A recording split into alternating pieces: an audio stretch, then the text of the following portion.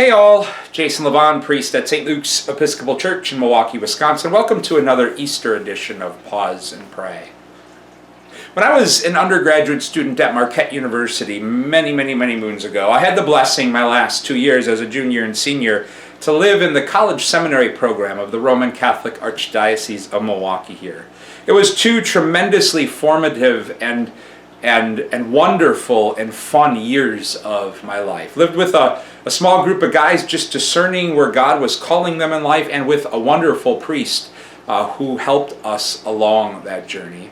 We lived in an old convent in the city of Milwaukee here, and because we were in an urban parish, it was not uncommon for the doorbell to ring and there to be people in need asking for assistance. One of those people was a woman named Jane who struggled with mental illness, and she would always want a sandwich and a pop, which for her was Coca-Cola Classic. So we always had lunch meat and bread and lettuce and tomatoes and Coca-Cola Classic on hand at the convent. And invariably, Jane would come out of left field when she would kind of interrupt life at the most sometimes unexpected, but also inconvenient times. Like, it always seemed to happen, the doorbell would ring, like when we were trying to get to class or get to church for a ministry we were involved in, or just busy and preoccupied with our own lives. And in my sinfulness, whenever I would answer the door and it was Jane, I would work as quickly as possible to get her a sandwich made and get her a Coke and get her on her way so I could get back to whatever I thought was more important. And I remember one afternoon, I was trying to deal with things I thought were so important in my own life, so important that I don't even remember them anymore right now. And I needed the help of my roommate Sean to do that, and I couldn't find Sean. His car was in the church parking lot. He had to be around somewhere. I looked all over the large convent. I went over to church and looked over there, no Sean. Finally, I discovered that Sean was out on the front steps having lunch with Jane. Both were sitting. Sean made Jane a sandwich and gave her a soda, and he made himself a sandwich and he had a soda. And he was just sitting there listening to her, getting to know Jane in her stories.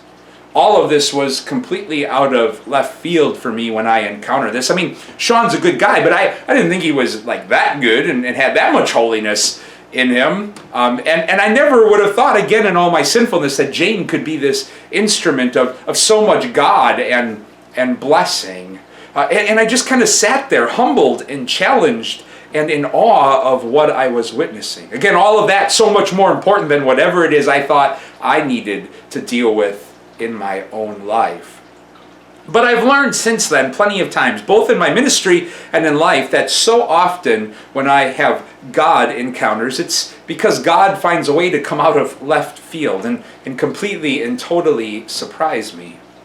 In today's daily office, we're invited to pray with chapter 3 of Luke's Gospel, which reflects on the character of John the Baptist. A talk about a God emerging from left field. John didn't come from the religious elites, but from the wilderness. He didn't wear religious garbs, but camel hair. And he didn't dine sumptuously, but rather on locusts and honey. And John came out of left field with a very simple but profound message. That God is, in fact, right in front of us, in the midst of our daily lives.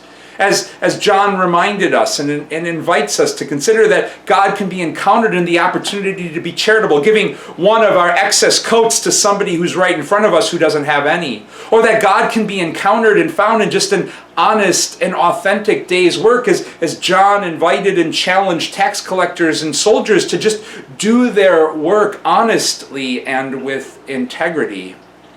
What a holy invitation to pause and pray about this Easter. Because if you're like me, I don't usually think of God as being right in front of me in my life. Oftentimes I think of God as being quite distant from me, that I have so far to go to get to God, given my own sinfulness and imperfection. Or when I turn on the news at night, I wonder where God is in this big and broken world.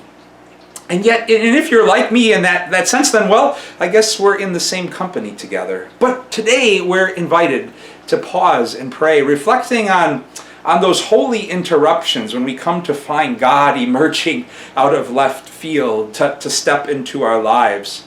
Maybe it's found in an opportunity to be kind and generous and charitable in an otherwise preoccupied and busy day. Or thanks to an interruption from a child or a pet or a partner or even a friend who calls us and just needs a listening ear.